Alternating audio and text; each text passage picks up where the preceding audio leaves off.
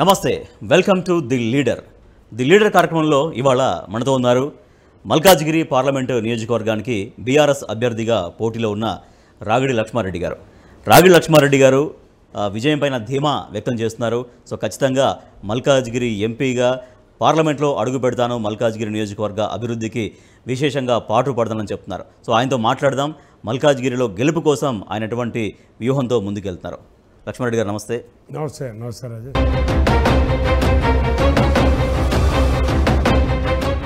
మల్కాజ్గిరి ప్రజల్లో ఉంటూ సమస్యలు వింటూ ప్రజల్లో మమేకమైన వ్యక్తి బీఆర్ఎస్ అభ్యర్థి రాగిడి లక్ష్మారెడ్డి గారు. గత 20 ఏళ్ల కాలంలో ఎన్నో బస్తీలలో, కాలనీలలో నిత్యం ప్రజలకు అందుబాటులో ఉంటూ మధుర ట్రస్ట్ పేరుతో ఫ్రీ మెడికల్ క్యాంపులతో పాటు ఎన్నో సేవా కార్యక్రమాలు చేపట్టారు. ఎన్నో వేల మందికి కంటి ఆపరేషన్లు ఉచితంగా చేయించి పేదల కళ్లల్లో వెలుగులు నింపారు. ఒకటా రెండా ఇలా చెప్పుకుంటూ పోతే ఎన్నో సేవా కార్యక్రమాలు. చిన్నప్పుడు చేతిలో ఒక్క రూపాయి కూడా లేని పరిస్థితిని కల్లారా చూశారు. ఒక్కపూట తిండి తిన్న రోజులను కూడా అనుభవించారు. అయినా చెరగని చిరునవ్వు, చెదరని ఆత్మవిశ్వాసం. ఎక్కడికి వెళ్లినా అంతులేని ఆప్యాయత ఆయన సొంతం. జనం మెచ్చే నాయకుడి ఘన చరిత ఇది. జనం కోసం వచ్చిన మన జననేత రాగిడి లక్ష్మారెడ్డి ఇలా ఎన్నో సేవా కార్యక్రమాలు చేపట్టి అక్కడి ప్రజలతో శబాష్ అనిపించుకున్నారు. సమాజానికి సేవ చెయ్యాలని ఇప్పటికీ శ్రమిస్తున్నారు. ఒక్క మాటలో చెప్పాలంటే రాగిడి లక్ష్మారెడ్డి అంటే గుర్తుపట్టని హైదరాబాద్ ప్రజలు ఎవరు ఉండరు. అది ఆయన స్పెషాలిటీ. అందుకే ప్రజల సమస్యలు తెలిసిన నాయకుడికే మా మద్దతు అని మల్కాజ్గిరి ప్రజలు నినదిస్తున్నారు. ప్రజా ప్రస్థానంలో తనకంటూ ప్రత్యేక స్థానం సంపాదించుకున్న మల్కాజ్గిరి బీఆర్ఎస్ అభ్యర్థి రాగిడి లక్ష్మారెడ్డికి జనం నీరాజనాలు పలుకుతున్నారు.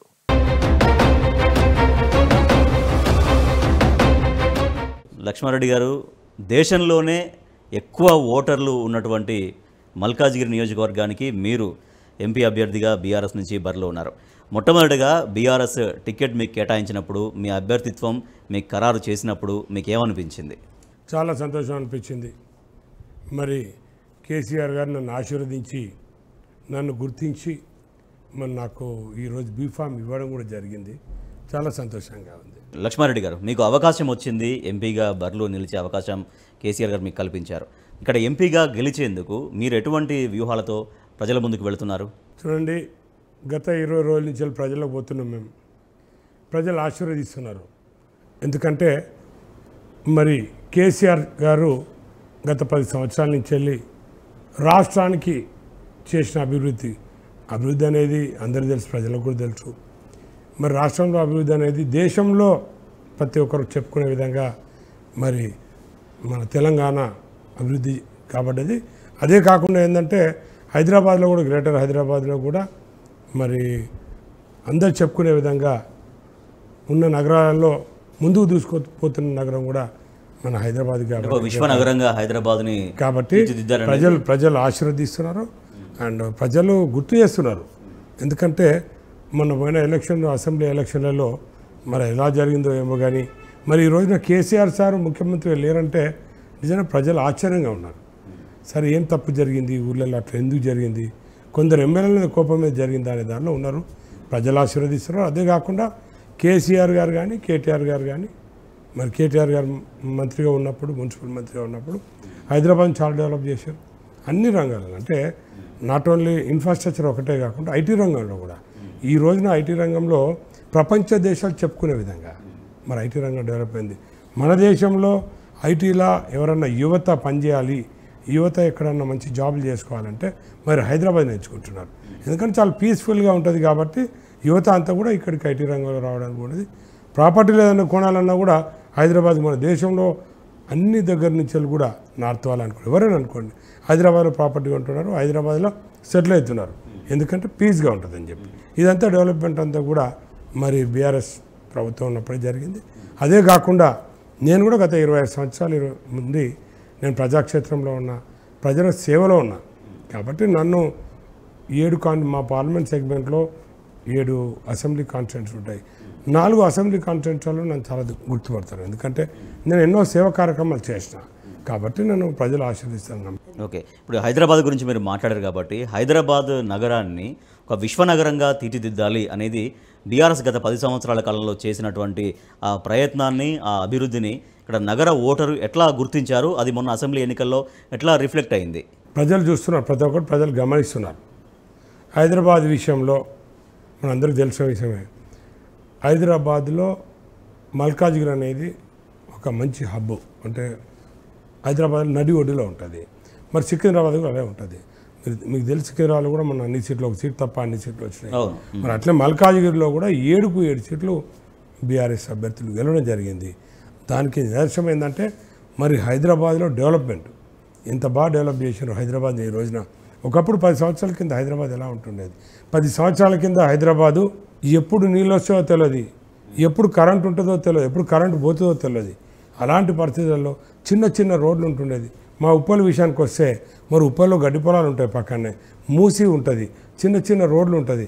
ఎవరన్నా ఎంతో 10 ఏళ్ళ కింద ఉప్పల్లో ఇల్లు కట్టుకుంటున్నాము, ఉప్పల్లో మేము ఉంటున్నామంటే ఏదో తీసేసినట్టుగా చూసే పరిస్థితులు ఉంటుండేది. అలాంటిది ఈ రోజున నగరంలో మొత్తం మల్కాజ్గిరి పార్లమెంట్లో ఉన్న అన్ని సెగ్మెంట్లలో కూడా డెవలప్మెంట్ అనేది చాలా బాగా చేశారు. 10 సంవత్సరాల నుంచి లేనిది ఈ రోజున మళ్ళీ ప్రాబ్లం వచ్చింది. అలాగే మరి కరెంటు కూడా మనందరికీ తెలుసు హైదరాబాద్లో ఎప్పుడు వస్తుందో ఎప్పుడు పోతుందో. పవర్ హాలిడేలు అలాంటి పరిస్థితులను ఈ రోజున బీఆర్ఎస్ ప్రభుత్వమే కానీ కేసీఆర్ గారు మరి ముఖ్యమంత్రిగా ఉన్నప్పుడు ఎక్కలేని విధంగా డెవలప్మెంట్ సో అది ప్రజలు ఇప్పుడు గమనించారు. ప్రజలు చెప్తాడుగా 10 సంవత్సరాల కింద ఎట్లా ఉంది పారిశ్రామిక రంగం విషయంలో, విద్యుత్ రంగం విషయంలో, ఇక్కడ నిత్యావసరమైనటువంటి తాగునీటి రంగం విషయంలో ఎట్లా సప్లై చేయగలిగారు, ఇవాళ ఎటువంటి ఇబ్బందులు పడుతున్నారనేది మీరు చెబుతున్నట్టు ప్రజలకు ఆలోచన ఉందా? కంపారిజన్ చేసుకుంటున్నారా? ప్రజలలో పోయినప్పుడు గత 25 రోజుల నుంచి నేను ప్రజలలో తిరుగుతున్నా. ప్రజలు చెప్పేది ఏంటంటే కేసీఆర్ సార్ మాకు గుర్తుకొస్తున్నాడు. కేసీఆర్ సారు ప్రజలలో ఎట్లుండే, ప్రజా సమస్యల్ని ఎలా చూసేవాడు, దాన్ని ఇమీడియట్గా ప్రజలలో సమస్య ఉంది, వాళ్ళకి ఏమైనా ప్రాబ్లమ్స్ ఉన్నాయంటే ఇమీడియట్గా రెక్టిఫై చేసేవాడు. మాకు ఇప్పుడు తెలుస్తుంది. మరి ఈ ప్రభుత్వం వచ్చి 4 నెలలు కూడా కాలేదు. ఈ ప్రభుత్వంలో మా నరకయాతన అనేది మేము చూస్తున్నాము. ఈ ప్రభుత్వంలో ఎండాకాలం ఇంకా రాలేదు. మరి ట్యాంకర్స్ అనేది కెపాసిటీ ఒక ఏరియాలో 200 ట్యాంకర్స్ ఇచ్చే కెపాసిటీ ఉంటే ఈ రోజున 2000 ట్యాంకర్స్ కావాలని చెప్పి బుకింగ్ జరుగుతుంది. వాటర్ ఎప్పుడు వస్తుందో ప్రెషర్ లేదు, ఎప్పుడు పోతుందో అర్థమవుతుంది అంటున్నారు. అదే కాకుండా వాటర్ ఒకటే కాదు, కరెంటు విషయంలో కూడా ఎప్పుడు వస్తుందో ఎప్పుడు పోతుందో అనే పరిస్థితి ఉన్నది. కేసీఆర్ సార్ ఉన్నప్పుడు వారి సీఎం ఉన్నప్పుడు ఏదైతే సంక్షేమ కార్యక్రమాలు చేశారో ప్రజల గురించి, పేద ప్రజల గురించి, వాళ్ళు ఏదైతే మహిళల గురించి అనుకోండి, లేకపోతే పేద మహిళల గురించి అనుకోండి, ఒంటరి మహిళల గురించి అనుకోండి, లేకపోతే షాదీ ముబారక్, ఇటువంటి స్కీమ్స్ ఎవరైతే తీసుకున్న బెనిఫిషియర్స్ ఉన్నారో వాళ్ళందరూ ఈరోజు గుర్తు చేసుకుంటున్నారు. ఎందుకంటే స్కీమ్స్ అన్నీ కూడా ఆగిపోయినాయి.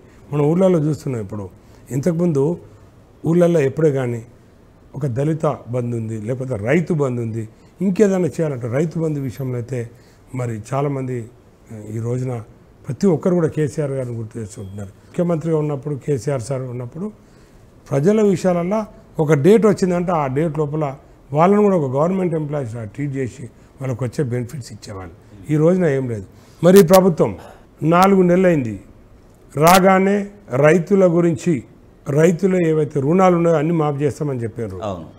అలా చెప్పుకుంటూ పోతే ప్రతి ఆడపడుచు 2500 రూపాయలు ఇస్తా అని చెప్పారు. 6 గ్యారంటీలలో 6 గ్యారంటీలు అనేది 6 గ్యారంటీలకి వారంటీ లేదు.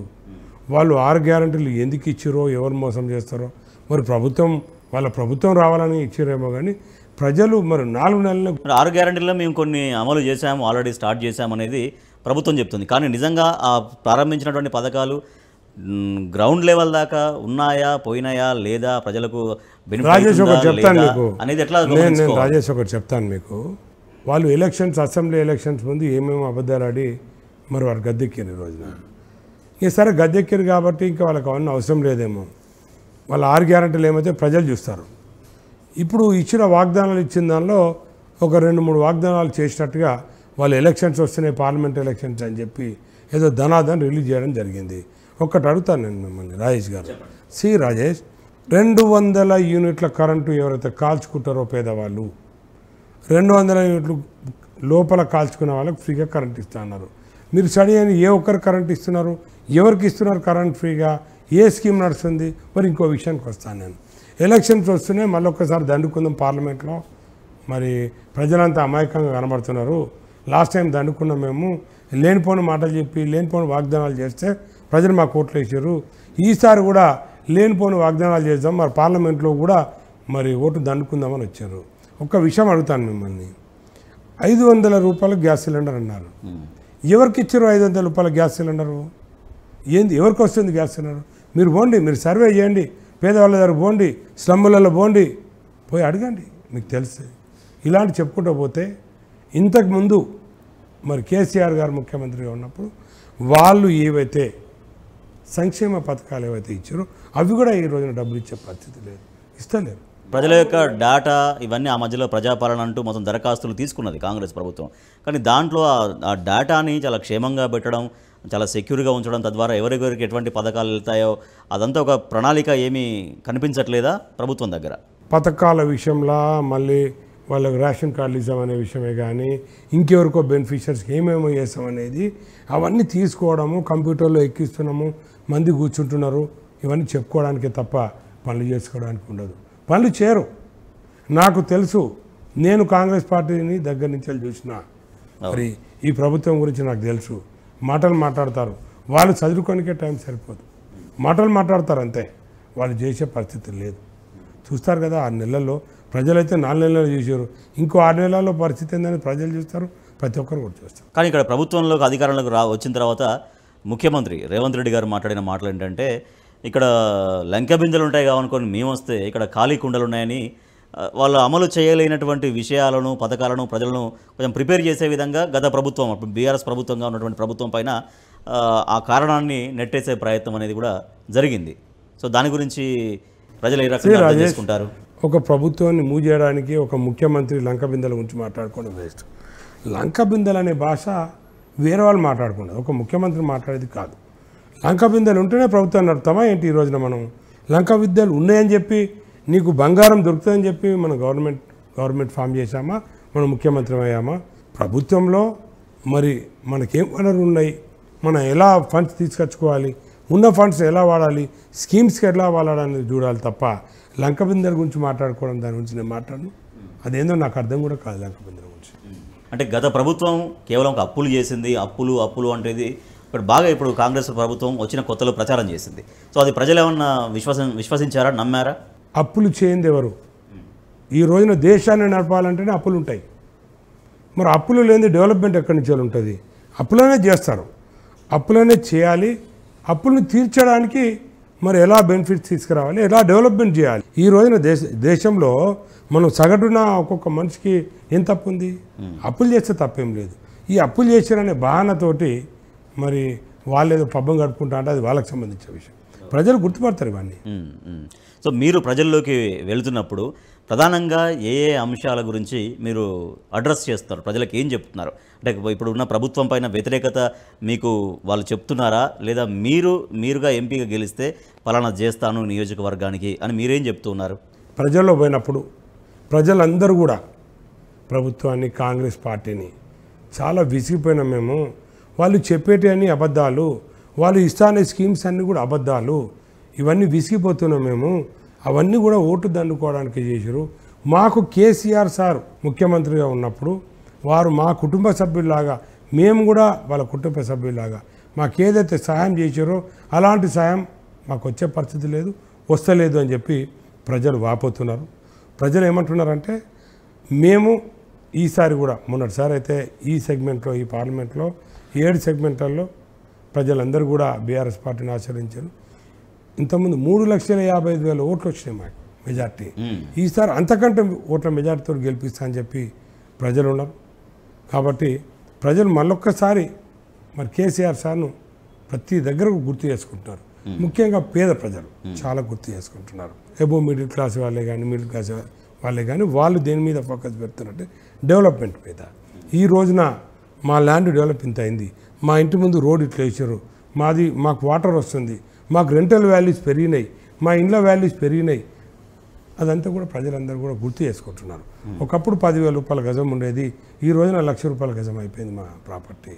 ఒకప్పుడు మాకు 10,000 రూపాయల రెంట్ వచ్చేది, ఈ రోజున 50,000 రూపాయల రెంట్ వస్తుంది అనే విధంగా అన్ని రకాల ప్రజలు కూడా మరి కేసీఆర్ గారు ప్రభుత్వంలో చాలా సంతోషంగా ఉందని చెప్పి చెప్పడం జరుగుతుంది. ఓకే, ఇప్పుడు మీ పార్లమెంటు పరిధిలో ఉన్నటువంటి 7 అసెంబ్లీ నియోజకవర్గాల్లో అంటే నియోజకవర్గానికి ఒక్కొక్క ప్రధాన సమస్య అనలేం కానీ ఏదైనా పరిష్కరించాల్సినటువంటి అంశం ఏమైనా ఉందా?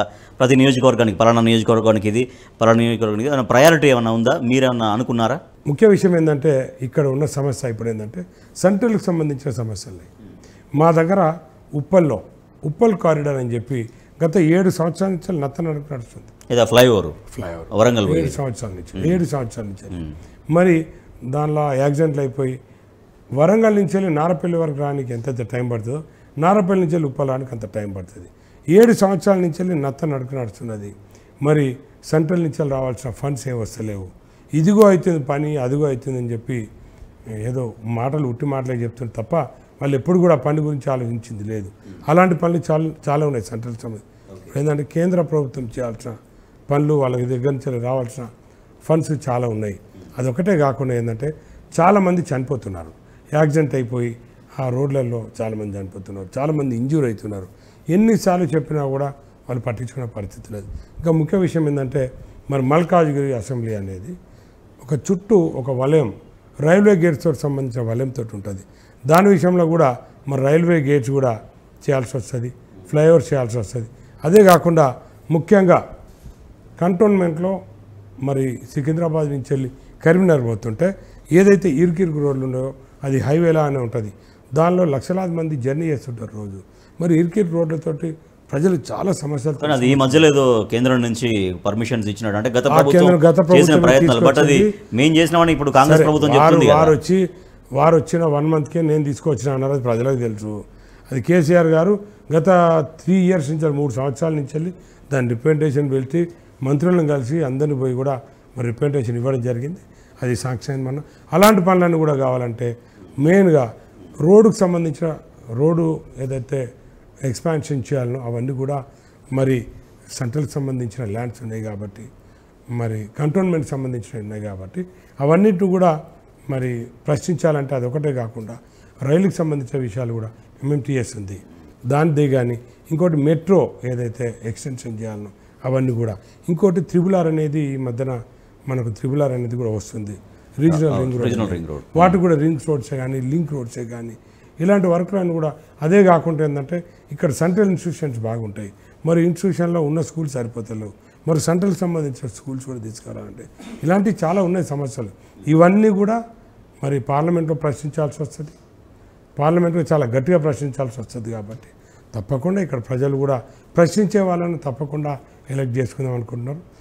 పని అనేది పేదవాళ్ళ గురించే కానీ అన్ని విషయాలలో పట్టించుకునే పార్టీ ఏదైనా ఉండాలంటే బీఆర్ఎస్ పార్టీ, మరి కేసీఆర్ గారు పట్టించుకో. సో ఇప్పుడు అందరి చూపు, రాష్ట్రంలో అందరి చూపు అన్ని నియోజకవర్గాలతో పాటుగా మల్కాజ్గిరి పైన కొంచెం ఎక్కువగా చూస్తున్నారు. ఎందుకంటే అక్కడ స్వయంగా అక్కడ ఎంపీగా మొన్నటిదాకా ఉన్నటువంటి రేవంత్ రెడ్డి ఇప్పుడు ముఖ్యమంత్రి అయ్యారు. తర్వాత అక్కడ బీజేపీ నుంచి ఈటెల రాజేందర్ అక్కడ బరిలో ఉన్నారు. సో అది డెఫినెట్గా కాంగ్రెస్ అనేది ప్రతిష్టాత్మకంగా తీసుకుంటుంది. సో బీజేపీ అనేది ఇప్పుడు ఆయన ప్రతిష్టాత్మకంగా తీసుకుంటున్నారు.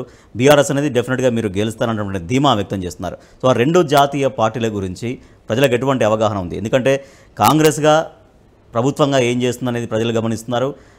బీజేపీ అధికారంలో ఉండి 10 సంవత్సరాల నుంచి కూడా తెలంగాణ రాష్ట్రానికి ఏం చేసింది అనే వాటిపైన ప్రజల్లో ఎటువంటి స్పష్టత ఉంది? రేవంత్ రెడ్డి గారు గత 5 సంవత్సరాల నుంచి వెళ్ళి మరి ఇక్కడ ఎంపీగా ఉన్నారు. మరి కొడంగల్ ప్రజలు అక్కడ ఆయన ఓడగొడితే మల్కాజ్గిరి ఖాళీ ఉందని చెప్పి మల్కాజ్గిరికి వచ్చింది పార్లమెంట్కి. మల్కాజ్గిరి పార్లమెంట్ అనేది కన్నతల్లి లాగా ఆయనకి. మరి ఆయన ఎన్నో వాగ్దానాలు చేసిండు. ఒకటి సూటిగా అడుగుతున్నాను నేను, మల్కాజ్గిరి పార్లమెంట్లో వారు ఎంపీ అయిన తర్వాత, రేవంత్ రెడ్డి గారు ఎంపీ అయిన తర్వాత ఏం పనులు చేసిండు? ఏ ఒక్కరోజు కాన్స్టిట్యూన్సీకి వచ్చిండా? ఎవరి దగ్గరకన్నా ఏ ఒక్కరైనా పలకరించిండా? ఏ ఒక్కసారైనా ప్రజా సమస్యలు తెలుసుకున్నాడా? ఏ ఒక్క పనైనా తీసుకొచ్చిండా? ఏ ఒక్కసారైనా గొంతు విప్పి పార్లమెంట్లో ఫైట్ చేసిండా? మరి ఎందుకు ప్రజలు ఆయనకు ఆశీర్వదిస్తారు? ఎందుకు కాంగ్రెస్ పార్టీకి ఆశీర్వదిస్తారు? ఆయన ఏం పని చేసినా ఆశీర్వదిస్తారు ఆయన్ని. ప్రజలు అన్నీ గుర్తుపడుతున్నారు. ఏం చేసిండు ఆయన? కనీసం గెలిపించిన వాళ్ళను, మాలాంటి వాళ్ళు చాలామంది ఉన్నారు, ఆయన గొంతు పెద్దగా ఉంది, ప్రశ్నిస్తాడు అని చెప్పి నాలాంటి వాడు కూడా కష్టపడి రేయింపవలు కష్టపడి పార్లమెంట్లో పనిచేస్తాడు, మమ్మల్ని పట్టించుకుంటాడు, మరి క్యాడర్ను పట్టించుకుంటాడు, కాంగ్రెస్ పార్టీని పట్టించుకుంటాడు, లేకపోయిందంటే ఇక్కడున్న పేదవాళ్ళని చూసుకుంటాడు, ప్రజాసేవలో ఉంటాడు, సమస్యలను చూస్తాడు. ఎప్పుడు వచ్చిండండి? ఎందుకు అడుగుతాడండి ఓటు? ఆయన ఉండొచ్చు ముఖ్యమంత్రి, నేను కాదంటలేను. ముఖ్యమంత్రిగా ఉన్నందుకు నేనేమంటలేను, ఆయన అదృష్టం ఉంది. ఆయన ఏం చేసిండు ఈ ప్రజానికానికి? ఈ పార్లమెంట్లో, మల్కాజ్గిరిలో ఉన్న పార్లమెంట్ ప్రజానికానికి ఏ ఒక్క పని చేసినా చెప్పానండి? ఆయన గుణం మీద చేసుకొని చెప్పానండి. ఎందుకు వేస్తారు ఓటు వాళ్ళకి? పార్లమెంట్లో ఉన్న లేవదీసారా ఏమన్నా అంశాలు? మా నియోజకవర్గానికి ఇది కావాలి అని ఏదైనా లేవనేస్తే, ఏమైనా తీసుకొస్తే చూపెట్టండి మీరు. ఆయన గురించి ఆయన లేవనెత్తుకున్నాడు, ఆయన గురించి పిసిసి అధ్యక్షుడు అయ్యాడు, ఆయన గురించి ముఖ్యమంత్రి అయ్యాడు. మరి ఆయన ప్రజా సమస్యలను పట్టించుకుంటే, ప్రజల గురించి ఆలోచిస్తే, ప్రజాక్షేత్రంలో ఇక్కడుంటే ఎక్కడున్నాడో ఆయనను ప్రజలు ఆశీర్వదించి మొన్న జరిగిన అసెంబ్లీ ఎన్నికలలో ఓ 2-3 అన్న గెలిపించేవాళ్ళు కదా. అవును. మరి ఎందుకు గెలిపేయలేదు? అవును. ఒకటి అడుగుతున్నాను ఈ రోజున, వారు ఒక అభ్యర్థిని కాంగ్రెస్ పార్టీ వాళ్ళు ఇక్కడ తీసుకొచ్చారు. మరి ఆమె ఉండే తాండూరులో ఉంటుంది, ఆమెకు చేవెళ్ళ ఇస్తానారా, ఎక్కడ ఇస్తా మాకు సంబంధించిన విషయం. ఆమెకి ఇక్కడ ఓటు కూడా లేదు, ఆమె ఓటర్ కూడా కాదు. మరి గత ప్రభుత్వంలో వాళ్ళు బీఆర్ఎస్ పార్టీలో ఉన్నప్పుడు మరి కేసీఆర్ గారు వాళ్ళ ఇంట్లో అన్ని పదవులు ఇచ్చారు. మహేందర్ రెడ్డి గారికి మంత్రి ఇచ్చారు, ఎమ్మెల్యే ఇచ్చారు, ఎమ్మెల్సీ ఇచ్చారు, వాళ్ళ తమ్మునికి ఎమ్మెల్యే ఇచ్చారు, ఎలక్షన్స్ ముందు మంత్రి చేశారు. అదే కాకుండా మరి ఇదే సోదరిమణికి మరి సునీత గారికి ఆమెకు కూడా మరి చైర్పర్సన్ ఇచ్చారు, జిల్లా పరిషత్ చైర్పర్సన్ ఇచ్చారు. ఇన్ని పోస్టులు తీసుకొని ప్రజలు ఏమైనా చూస్తలేరా? ఇన్ని పోస్టులు తీసుకొని ఇంత వాళ్ళతోటి బీఆర్ఎస్ పార్టీలోను బెనిఫిట్ పొంది ఇన్ని ఎంజాయ్ చేసి పదవులు ఈ రోజున 3 నెలలు అయింది గవర్నమెంట్ పోయి, 3 నెలలు కూడా మీరు ఆగలేరా? 3 నెలలు కూడా మీకు నౌకరు లేకుండా ఉండలేరా? అయినా నౌకరులు ఈ రోజున మీకు. అవి కాకుండా మళ్ళీ కొత్త నౌకరు, ఒక ఎంపీ నౌకరు కావాలని మీరు ఇక్కడికి వస్తే, ఈ పార్లమెంట్లో మీరు నజరేస్తే మరి ప్రజలు చూడరా? ప్రజలు అడగరా? ప్రజలు మిమ్మల్ని ఎందుకు నమ్ముతారు? మీరు గవర్నమెంట్ ఉన్నప్పుడేమో అన్నీ అనుభవిస్తారు, 3 నెలలు గవర్నమెంట్ లేకపోతే వేరే పార్టీలో జంపు చేస్తారు. జంపు చేసి అన్ని పదవులు పెట్టుకొని ఈ రోజున మళ్ళీ ఉన్న పదవి ఏదైతే ఖాళీ అయిందో వాళ్ళు ఏమనుకుంటున్నారంటే, ఇంతకుముందు రేవంత్ రెడ్డి గారిని కొడంగల్లో ఓడగొడితే ఫెయిల్ అయిన వాళ్ళకు ఇది షెల్టర్ ఇచ్చింది కనతల్లిలాగా మల్కాజ్గిరి పార్లమెంట్లో. వాళ్ళు కూడా ఇక్కడికి వచ్చి మమ్మల్ని ఆశీర్వదిస్తారంటే ప్రజలు ఎంపీగా బరిలో ఉన్నప్పుడు అట్లీస్ట్ ఒక 2-3 చేసావు ఇక్కడ, నువ్వు ఏం పని చేసావు ఇక్కడ? నీకేమైనా ఓటు ఉందా ఇక్కడ? ఎవరి సమస్యల గురించి తెలుసుకున్నావు నువ్వు?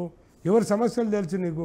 కనీసం మల్కాజ్గిరి పార్లమెంట్లో నువ్వు నీ గూగుల్ అది పెట్టుకోకుండా నువ్వు తిరగలుగుతావా? అదే నేను అనబోతున్నాను. అంటే కనీసం ఒక 2-3 నియోజకవర్గాల్లో, ఒక పార్లమెంట్ నియోజకవర్గానికి 7 ఉంటే దాంట్లో ఒక 2-3 నియోజకవర్గాలకు సంబంధించినటువంటి దాంట్లో లీడర్లో లేకపోతే కొంతమంది మనుషులో మీరు అన్నట్టుగా కొంతమంది ఆ స్వరూపమో ఎట్లా ఉందనేది తెలియాలి. రాజేష్, ప్రజలందరూ గుర్తుపడుతున్నారు. మనం చూసినాము, ఓ 2-3 ఎగ్జాంపుల్స్ ఉన్నాయి స్టేట్లో. వరంగల్లో చూడండి, వరంగల్లో ప్రజలు ఈరోజు గుర్తుపట్టారు. వరంగల్లో ఆయన ఎంత డెవలప్ అయ్యాడు, కేసీఆర్ గారు ఎన్ని పోస్టులు ఇచ్చాడు, ఆయనే కడియం శ్రీహరి గారు ఫ్యామిలీలో ప్రజలు గుర్తుపట్టరా? చూడండి, 3rd పొజిషన్ కూడా ఎగ్జాంపుల్ చెప్తున్నా మీకు. అదే ఇప్పుడు దానం నాగేందర్ గారు ఉన్నారు. మరి దానం నాగేందర్ గారు కూడా మరి ఆయన ఈ పార్టీలో వచ్చు. ఎగ్జాంపుల్ చెప్తున్నా మీకు.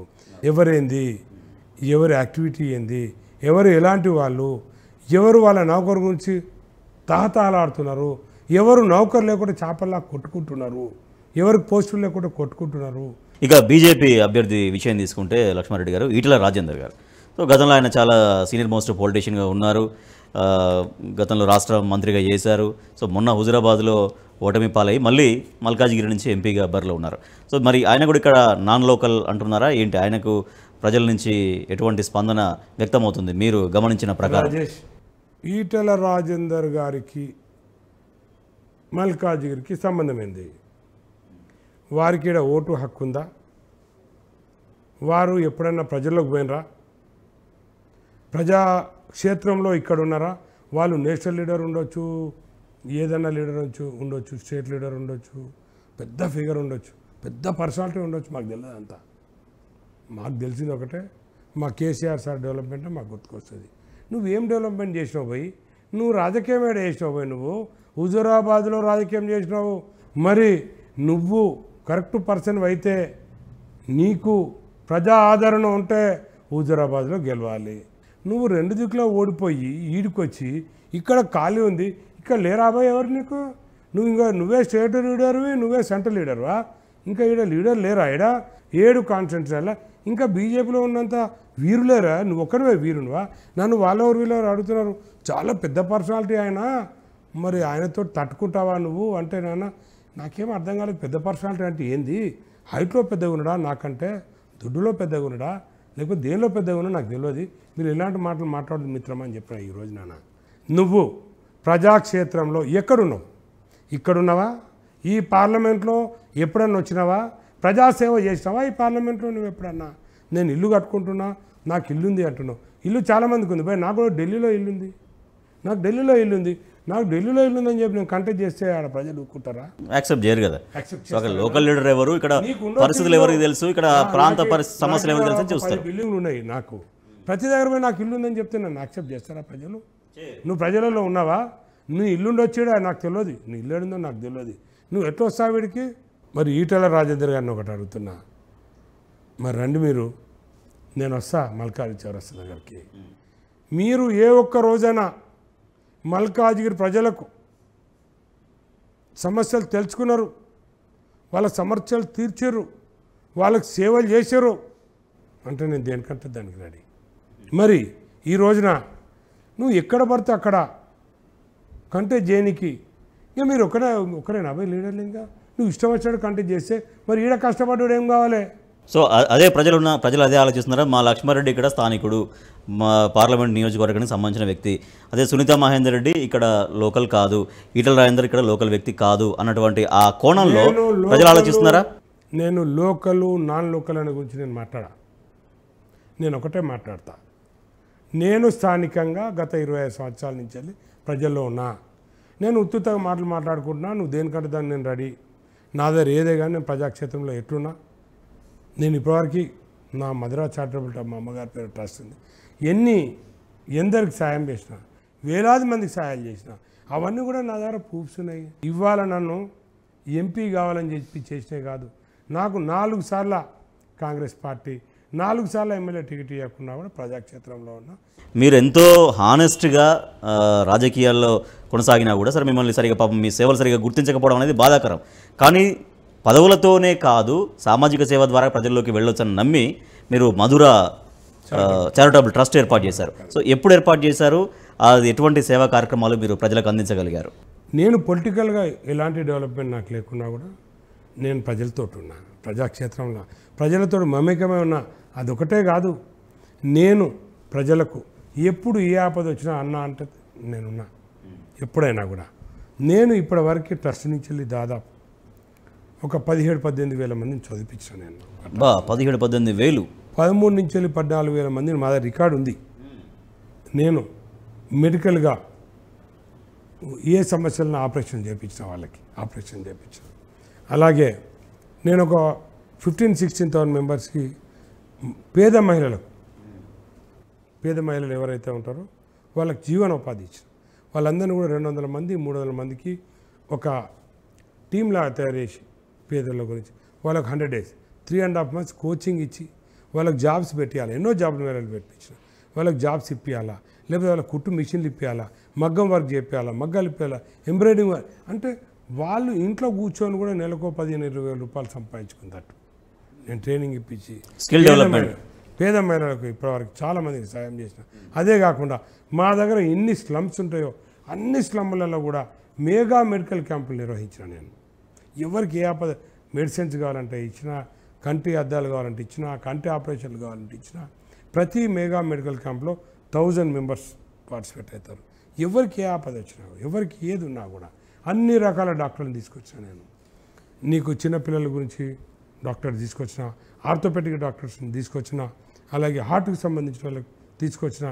అదే కాకుండా ఎలాంటి ప్రాబ్లమ్స్ ఉన్నా, స్కిన్ ప్రాబ్లం ఉన్న వాళ్ళని తీసుకొచ్చిన.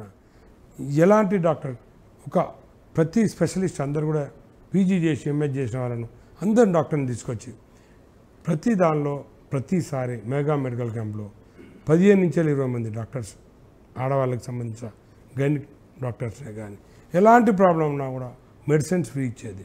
వాళ్ళ ప్రాబ్లమ్స్ ఏదైనా కూడా, వాళ్ళకి పెద్ద ప్రాబ్లమ్స్ ఏమైనా ఆపరేషన్ సంబంధించినా కూడా నేను చేయించాను, ప్రతి శ్రమలో చేయించాను. అది అందరికీ తెలుసు. సో నేను ఈరోజు నేను ఎంపీ కావాలని చేయలేదు అది, అదే అదే అదే నేను ఎంపీ కావాలని చేయలేదు, నేను ఎమ్మెల్యే అయితే సరిపోతుంది అనుకున్నా. కానీ నా కేసీఆర్ గారు ఎమ్మెల్యే అనుకున్నా కూడా నన్ను ఎంపీ పొజిషన్ ఇచ్చినందుకు వారికి నిజంగా ధన్యవాదాలు. సో అంటే ఒక ఆశపడడం తప్పు కాదు, మనం ఒక ఉన్నతమైన పదవిలో ఉండాలని కోరుకోవడం తప్పు కాదు. కాకపోతే సరే వారికి మీకు అవకాశం స్టడీ చేసే ఇచ్చారు. అదే అదే కేసీఆర్ గారు కూడా నాకు పుట్టిగా ఇవ్వలేదు, నా గురించి స్టడీ చేసారు, నా గురించి ఎంక్వైరీ పెట్టుకున్నారు, నా గురించి అంత స్టడీ చేసి ఇచ్చారు వాళ్ళు. మరి వీళ్ళని ఏం స్టడీ చేసి ఇస్తున్నది ఆ పార్టీ? ఇప్పుడు మీరు చెప్పిన కాంగ్రెస్ అభ్యర్థికి ఏం స్టడీ చేసి ఇస్తుంది, మరి బీజేపీ అభ్యర్థికి ఏం స్టడీ చేసి ఇస్తుందో అది ప్రజలకు తెలుసు, వాళ్ళకు కూడా తెలుసు. ఓకే, ఇక పాలిటిక్స్ విషయానికి వస్తే ఇప్పుడు రేవంత్ రెడ్డి అంటున్నారు మొత్తం అన్ని ఒక మెజారిటీ ఒక 14 ఎంపీ సీట్లు గెలిపిస్తే మేము ఇచ్చినటువంటి హామీలన్నీ అమలు అవుతాయి అనేది ఇప్పుడు మాట్లాడుతున్నటువంటి మాట. ఇది 6 గ్యారంటీలు కలుపుకొని. రేవంత్ రెడ్డి గారిని నమ్మే పరిస్థితిలో ప్రజలు లేరు. ఉత్తుత్త గ్యారంటీలు ఇచ్చిండ్రు, అవి చేయలేరు. వాళ్ళ ఇల్లు వాళ్ళు చదువుకోవడానికే, వాళ్ళ పార్టీని వాళ్ళు చదువుకోవడానికే మరి చాలా టైం పడుతుంది. ఇంకో కొత్త రూమర్ వచ్చింది ఈ మధ్యన, మరి ఎక్కడ పోయినా ప్రజలందరూ అడుగుతున్నారు, ఏంది రేవంత్ రెడ్డి సార్ ఉన్నాడంట, రేవంత్ రెడ్డి సారు వేరే ఎటుకో పార్టీలకు వెళ్ళిపోతారంట అంటే కొంచెం ఆశ్చర్యం అనిపిస్తుంది. సో ఇవన్నీ జరుగుతున్నాయి. సరే, రేవంత్ రెడ్డి గారినే కానీ కాంగ్రెస్ ప్రభుత్వాన్ని కానీ ప్రజలు ఏ లెవెల్లో నమ్ముతారనేది మనకు పార్లమెంట్ ఎలక్షన్ల తర్వాత మాత్రం ఖచ్చితంగా తెలుస్తుంది. సో మొన్న అంటే మీరు అంటున్నారు కాబట్టి మొన్న కేసీఆర్ గారు కూడా ఇదే మాట అన్నారు చేవెళ్ళ మీటింగ్లో. సరే 5 సంవత్సరాలు ప్రభుత్వం ఉండాలనేది మేము కోరుకుంటున్నాము, కానీ ముఖ్యమంత్రి వ్యవహార శైలి చూస్తుంటే, ప్రభుత్వం నడుస్తున్నటువంటి విధానం చూస్తుంటే, మంత్రులకు కోఆర్డినేషన్ లేకపోవడం కావచ్చు, ఇవన్నీ చూస్తుంటే ఒక సంవత్సరం కూడా ఈ గవర్నమెంట్ ఉంటుందా ఉండదా అనే డౌటు స్వయంగా కేసీఆర్ గారు బహిరంగ సభలో వ్యక్తం చేశారు. నేను రేవంత్ రెడ్డి గారిని చాలా దగ్గర నుంచి చూసిన. మనుషులు ఎవరే కానీ ఎదిగినా కొద్దీ ఒదగాలి. అవును, కానీ ఎదిగినా కొద్దీ ఒదగకుండా కొంచెం చిన్న చిన్న మాటలు మాట్లాడితే వారి గౌరవం తక్కువైతే ఎవరైనా కానీ. ఇప్పుడు రేవంత్ రెడ్డి గారు ఆయన ముఖ్యమంత్రి అయ్యిండు, ఎదిగిండు కదా, ఒదగాలి. ఒదగకుండా పేగులు తీసుకుంటా, మెడలు వేసుకుంటా, ఏ కబద్దార్ ఆ కబద్దార్, ఇట్లా కొడతా అట్లా కొడతా, అట్లా చేస్తా ఇట్లా తొక్కుతా అంటే ప్రజలు గమనిస్తున్నారు. ఇంతకుముందు వేరు, ఇప్పుడు వారు ముఖ్యమంత్రి అయినరు, రాష్ట్రానికి రాజు, రాష్ట్రానికి ప్రథమ పౌరుడు. అట్లా మాట్లాడితే అది వ్యవహార శైలిలో అది కరెక్ట్ ఉండదు. అవును, మరి వాళ్ళు ఎట్లా అట్లా ఎందుకు మాట్లాడుతున్నారో, మరి ఏందో ఫ్రస్ట్రేషన్లో మాట్లాడుతున్నారా, కోపంగా మాట్లాడుతున్నారా, మరి ఏమనుకుంటున్నారో మనకు తెలియదు. కానీ అలా మాట్లాడడం కరెక్ట్ కాదు. ఇంకోటి, కాంగ్రెస్ పార్టీ వాళ్ళు, అది కూడా రేవంత్ రెడ్డి గారు కూడా బీఆర్ఎస్ పార్టీ ఖాళీ ఖాళీ ఖాళీ అంటే, సరే ఖాళీ అయితే ఎవరు అదృష్టం ఎట్లుంటే అట్లుంటుంది, నీ అదృష్టం బాగుంటే ఖాళీ చాలా బీఆర్ఎస్ పార్టీని భూస్థాపితం అంటున్నావు. భూస్థాపితం అనేది మనం అనుకుంటే అయ్యేది కాదు, అది దేవుడు అనుకోవాలి, ప్రజలు అనుకోవాలి. భూస్థాపితం చేస్తామని చెప్పి చిన్న చిన్న మాటలు, 26 మంది వస్తున్నారు, వచ్చే గేటు తెరిచే, అరే గేట్ క్లోజ్ చేసినాం, మేమే చేసినాం, తెరిచిరు కాదు 12 మంది వస్తున్నారు, మరి రాహుల్ గాంధీ వస్తున్నాడు కదా, దానిలో వచ్చి సభలో వచ్చి 12 మంది జాయిన్ అవుతున్నారు, ఖాళీ అవుతుంది, మళ్ళీ తర్వాత తుష్మని, మళ్ళీ తర్వాత సైలెంట్గా ఉంటే ఇవన్నీ ప్రజలు గుర్తుపడతలేరా? ఎందుకు ఇవన్నీ అవసరమా? ముఖ్యమంత్రి అయినావు, మంచుకున్నావు, చెయ్యి, పాలన మంచిగా చెయ్యి. ఇవన్నీ వేస్ట్ మాట్లాడితే ప్రజల్లో వాల్యూ ఉంటుందా మనకు? నువ్వు 26 మంది ఇస్తాన్నారు కదా, తీసుకురా 26 మందిని 12 మంది అన్నావు, తీసుకురా. మళ్ళా ఆయన ఒక వేణుగోపాల్ అని ఏఐసి సెక్రటరీ వచ్చింది, మన జనరల్ సెక్రటరీ, ఆయన వచ్చేసి ఆయన ఒక లీకేజ్ వదిలేడు. ఏమనంటే వస్తున్నాడు, ఒక పిట్ట పడుతుంది, ఏమి పిట్ట, ఏ అవసరం ఇవన్నీ మాటలు. అసలు కాంగ్రెస్ పార్టీలో ఆయనే ఉండడా లోక్సభ ఎన్నికల తర్వాత అనేది కేటీఆర్ గారు మాట్లాడుతున్నారు, మన కేసీఆర్ గారు మాట్లాడుతున్నారు, అదే మాట మాట్లాడారు ఆయన. లోక్సభ ఎన్నికల తర్వాత మొట్టమొదటి జాయిన్ అయ్యే వ్యక్తి రేవంత్ రెడ్డి బీజేపీలోనే. ఇంకొక విషయం చెప్తాను మీకు, దేశంలో మోడీ అంటున్నారు, జై శ్రీరామ్ అంటున్నారు. జై శ్రీరామ్ అంటే మన గాదా రాముడు, మన దైవం రాముడు. అవును, అందరం కొలుస్తాం. మన దేవుళ్ళని మనం కొలిస్తే తప్పేముంది ఉన్నది. దాన్ని ఒక పొలిటికల్ కులాల మధ్యన, మతాల మధ్యన ఇవన్నీ ఏదో రకరకాల గమ్మత్తులు జరుగుతున్నాయి. ఇంకొక విషయం అయితే చెప్తాను మీకు, మొన్న ఒక సర్వే అయింది. సర్వేలో ఎక్కువ క్రిమినల్స్, ఎక్కువ తప్పులు చేసిన వాళ్ళు, ఎక్కువ ప్రజలు మోసం చేసిన వాళ్ళు, ఎక్కువ ప్రజాధనాన్ని బ్యాంకులను మోసం చేసిన వాళ్ళు, ఇవంతా కూడా బీజేపీ పార్టీలో ఉన్నది. ఒక సర్వే వచ్చింది. సరే, ఈ మధ్యన ఒక కొత్త టాక్ వస్తుంది, ఇంతకుముందు వాషింగ్ పౌడర్ నిర్మాణం ఒక అడ్వర్టైజ్మెంట్ వస్తుంది. సో ప్రజలు ఇప్పుడు అంత కొత్తగా ఒకటి వస్తుంది, వాషింగ్ పౌడర్ తోటి మోడీ గారు ఒక పెద్ద వాషింగ్ పౌడర్ ఒక వాషింగ్ మిషన్ తయారు చేశారు. ఆ మోడీ గారు అనుకుంటే మన తెలుగు రాష్ట్రాల్లో అనుకోండి, బయట అనుకోండి, ఇంకెక్కడైనా అనుకోండి, బ్యాంకులను ఎంత మోసం చేసిన వాళ్ళే కానీ, ప్రజలను ఎంత మోసం చేసిన వాళ్ళే అనుకోండి, మరి ఎన్ని క్రిమినల్ కేసులు ఉన్న వాళ్ళే అనుకోండి, ఎంత దబ్బాలు అంటే మన భాషలో ఏంటంటే ఎంత మరకలు ఉన్న వాళ్ళే అనుకోండి, వాళ్ళని తీసుకుపోయి ఆ వాషింగ్ మిషన్ లేచేసి మళ్ళీ వాళ్ళని బయటికి తీసేస్తే వాళ్ళు చాలా క్లీన్ చిట్ అయిపోయి మళ్ళీ నీట్గా అయిపోతారు, తెల్లగా తలదలాడిపోతున్నారు అనేది పబ్లిక్లో టాక్ అవుతుంది. సో నిజంగానే మరి మోడీ గారు అన్నారు, అరే ప్రజల సొమ్మంతా తీసుకుపోయిన వాళ్ళను, బ్యాంకులను మోసం చేసిన వాళ్ళను తాట తీస్తా, వాళ్ళ సంగతి ఏందో చెప్తా, వాళ్ళు ఏ కంట్రీలో ఉన్నా తీసుకొస్తా, వాళ్ళ మీద చాలా సీరియస్ తీసుకుంటా, వాళ్ళు డబ్బులన్నీ తీసుకుపోయి స్విస్ బ్యాంకులో పెట్టిన డబ్బులన్నీ తీసుకొస్తా, పేదవాళ్ళకి ప్రతి పేదవాళ్ళకి కుటుంబానికి 12 లక్షలు ఇస్తా అన్నాడు. ఏమైంది? ప్రజలు ఇవన్నీ చూస్తలేరా? మరి ఈ రోజున మోసాలు చేసే వాళ్ళ చిట్టా ఉంది అఫీషియల్గా. వాళ్ళందరూ నువ్వు వాషింగ్ మిషన్లో తీసుకొచ్చి బయటకు తీసుకొస్తే, నువ్వు నీట్గా చేసేస్తే ప్రజలు అది అనుకోరా? ప్రజలకు తెలియదా? ఈ రోజున నీ మాట విన్న వాళ్ళందరూ తీసుకొచ్చి జైలు వేస్తా అంట. మరి వారు ఆ రోజున బడే బాయ్ అన్నారు, అదో సంచలనమైంది.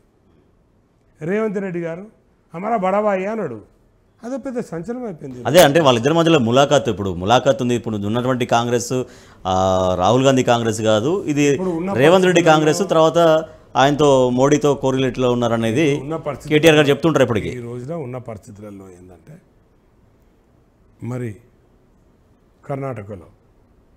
కర్ణాటకలో డీకే శివకుమార్ గారు ఉన్నారు, వారి మీద కూడా రోమర్ వస్తుంది. డీకే శివకుమార్ గారి మీద మరి బడే బాయ్ అన్నప్పంచాలి ఇక్కడ కూడా రోమర్ వస్తుంది. అదంతా కూడా మనం మాట్లాడుకునేది కాదు, అది కాలం నిర్ణయిస్తుంది. జరగబోయే రోజులలో ప్రజలు చూస్తారు. దాని గురించి ఎక్కువ మాట. అసలు ఇంకోటి అంటే బీజేపీ గెలవడం కోసమే, బీజేపీ అభ్యర్థులు గెలవడం కోసం ఇక్కడ బలహీనమైన క్యాండిడేట్స్ని ఎంపీ అభ్యర్థులుగా కాంగ్రెస్ పార్టీ రేవంత్ రెడ్డి పెట్టారనేది కూడా ఒక టాక్ నడుస్తూ ఉంది. దాంట్లో ఒకటి మీ మల్కాజ్గిరి కాన్స్టిట్యున్సీ కూడా, మీ మల్కాజ్గిరి నియోజకవర్గానికి కూడా అదే. ప్రజలలో పోయినప్పుడు 100 మందిని కలిసి 50 మంది అదే అడుగుతున్నారు నన్ను. ఎందుకు అడుగుతున్నారంటే వాళ్ళ డౌట్ ఏంటంటే, మరి బై ఎలక్షన్లలో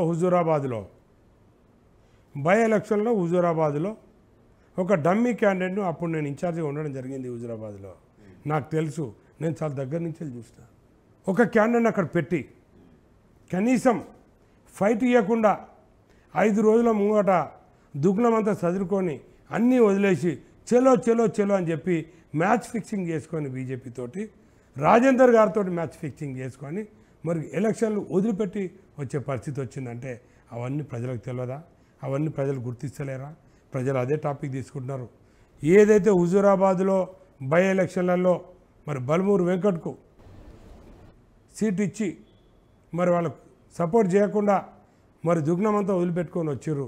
ఆ రోజున బీజేపీ అభ్యర్థిని గెలిపేయడానికి, ఈటెల రాజేందర్ని గెలిపేయడానికి వచ్చారు. కాబట్టి ఈ రోజున కూడా సేమ్ టాపిక్ మార్కెట్లో నడుస్తుంది.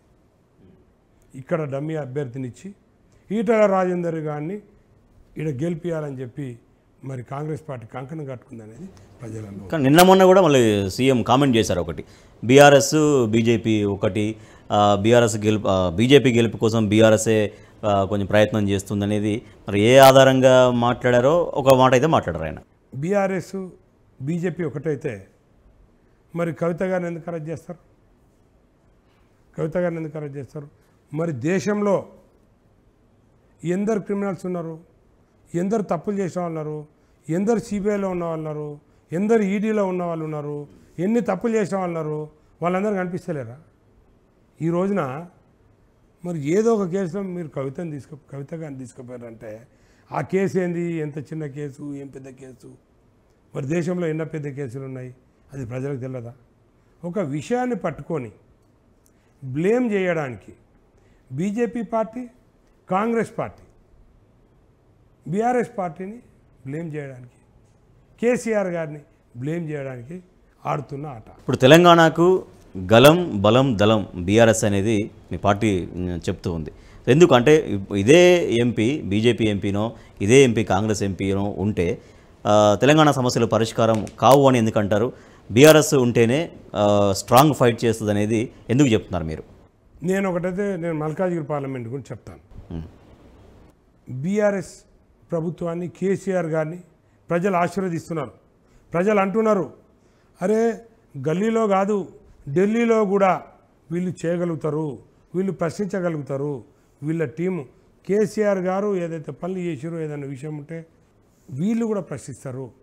మల్కాజ్గిరి ప్రజలు ఏమనుకుంటున్నారు అంటే, మల్కాజ్గిరి ప్రజలకు నా గురించి తెలుసు. నేను ఉద్యమాలు చేసినోడిని, నేను ప్రజల సమస్యలపై నేను కొట్లాడినోడిని. ప్రజల సమస్యలు ఏమన్నా ఉన్నాయంటే నేను ఆఫీసుల దగ్గరికే కానీ ఎక్కడ ఏ షూ ఉన్నా కూడా నేను ధర్నాలు చేసే నేచర్ అని. ప్రజలు నన్ను ఏమనుకుంటున్నారంటే నేను కొత్తగా వచ్చినాను కాదు. ప్రజలు ఏమనుకుంటారు నన్ను అంటే లక్ష్మారెడ్డిని పార్లమెంట్కి పంపిస్తే ఆయన ప్రజా సమస్యల గురించి ఎన్నో పోరాటాలు చేస్తాడు. పంపిస్తే పార్లమెంట్లో కూడా మా గురించి గలమెత్తుతాడు. మరి కేసీఆర్ సార్ సపోర్ట్ ఉంటుంది, మా సమస్యలపై కొట్లాడతాడు. అవసరమైతే నేను బస్తీలలో కూడా బస్తీ సమస్యల గురించి పడుకున్నాను, బస్తీ సమస్యల గురించి బస్తీ నిధులు చేసినవాడిని. అవసరమైతే రాగిడి లక్ష్మారెడ్డి అనే వ్యక్తి ఎన్నో బస్తీ నిధులలో బస్తీ సమస్యలపై పడుకున్నాడు. పార్లమెంట్లో పనిచేస్తాడు, పార్లమెంట్లో గొంతిప్పుతాడు. పార్లమెంట్లో పని కాకపోతే పార్లమెంట్లో పడుకుంటాడా, పార్లమెంట్లో బయట పడుకుంటాడా? బయట పడుకోనైనా సమస్యలు తీర్చేవాడు ఊరుకోడు, ఎంత దూరమైన పోతారని చెప్పి నన్ను ప్రజలు నమ్ముతున్నారు, ఆశీర్వదిస్తున్నారు. సో చివరిగా కంక్లూజన్ అంటే మీ బాల్యము, విద్యాభ్యాసము, మీ పొలిటికల్ ఎంట్రీ కావచ్చు, అంటే ఒక స్టూడెంట్ రాజకీయాలు, ఇవన్నీ కూడా వాటి గురించి చెప్పండి. పేద కుటుంబంలో పుట్టినవాడిని నేను. పెద్ద రెడ్డిలు అంటే చాలామంది గొప్ప కుటుంబంలో పుట్టినంటారు. నేను చాలా చిన్న కుటుంబంలో ఒక 5-6 ఎకరాల భూమి మా నాన్న ఉన్నవాడు. మేము 3 అన్నదమ్ములు, మాకు సిస్టర్. పేదరికాన్ని బాగా చూసినవాడిని నేను.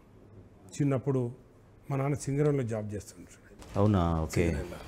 సో సింగరంలో జాబ్ చేస్తున్నప్పుడు చాలా పరిస్థితిలో ఉండేది.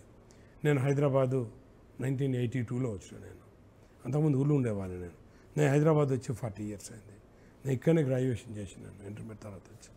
దాని తర్వాత ఇక్కడికి వచ్చిన తర్వాత నేను చాలా కష్టపడి చిన్న పంచాలు కూడా నాకు నా ఫస్ట్ సాలరీ 150 రూపాయలు నెలకు జీతం నాకు. అప్పుడు కూడా నేను 50 రూపాయలు నేను పేదవాళ్ళ గురించి ఖర్చు పెట్టేవాడిని. సో అలా నేను వచ్చిన వాడిని. ఈ రోజున చాలా కష్టపడ్డా, బిజినెస్ చేసుకున్నా, ప్రజలలో ఉన్నా, నా సంపాదించిన దానిలో సమ్ పర్సెంటేజ్ ప్రజలకు ఖర్చు పెడతా. నాకు ఒకటైతే ప్రజాక్షేత్రంలో ఉండాలి, నేను కూడా ఒక లీడర్ని కావాలి, నేను ఒక ఎమ్మెల్యేని కావాలి, ప్రజా సమస్యలను అంటే అట్లా ఉంటే కొంచెం విస్తృతంగా ప్రజలకు సేవ చేసే అవకాశం ఉంటుంది అనే భావం గల వ్యక్తిని. నాకు ఎప్పుడు కూడా 20 సంవత్సరాల నుంచి వెళ్ళి ఆ ఛాన్స్ రాలేదు. మరి నన్ను కేసీఆర్ గారు ఆశీర్వదించి నాకు ఎమ్మెల్యే అయితే సరిపోతుంది అంటే నన్ను ఎంపీగా ఇచ్చారు కాబట్టి, ఎంపీగా నాకు బీఫామ్ ఇచ్చారు కాబట్టి తప్పకుండా ప్రజల ఆశీర్వాదం. సో చివరిగా మల్కాజ్గిరి నియోజకవర్గ పార్లమెంట్ నియోజకవర్గ ప్రజలకి ఏం చెప్తారు టీ న్యూస్ వేదికగా? నన్ను దీవించి మరి కేసీఆర్ గారు పంపించారు. వారి దీవెనలతోటి, మీ అందరి దీవెనలతోటి మీరు దీవిస్తున్నారు.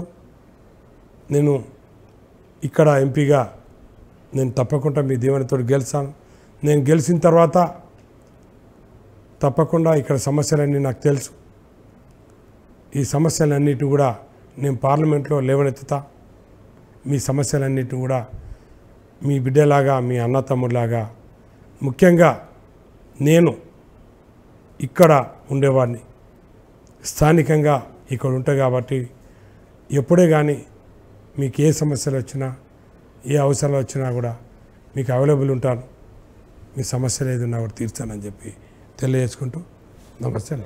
Right, thank you so much Laxma Reddy గారు. మీరు అనుకున్నటువంటి లక్ష్యాన్ని చేరుకోవాలని ప్రజల అభిమానంతో మీరు మల్కాజ్గిరి ఎంపీగా బంపర్ మెజారిటీతో గెలుపొంది ప్రజా సమస్యలు తీర్చడం కోసం మీరు ఎప్పుడూ ముందుండాలని, దాంతోపాటుగా అమ్మగారి పేరైనటువంటి మధురా చారిటబుల్ ట్రస్ట్తో కూడా ఎప్పటికీ సామాజిక సేవలో ముందుండాలని మనస్ఫూర్తిగా కోరుకుంటూ థ్యాంక్ యూ సో మచ్ అండి. Thank you, wish all the best. Thank you so much. ఇది ది లీడర్ కార్యక్రమంలో మల్కాజ్గిరి పార్లమెంటు అభ్యర్థి రాగిడి లక్ష్మారెడ్డి గారితో స్పెషల్ ఇంటర్వ్యూ. Thank you.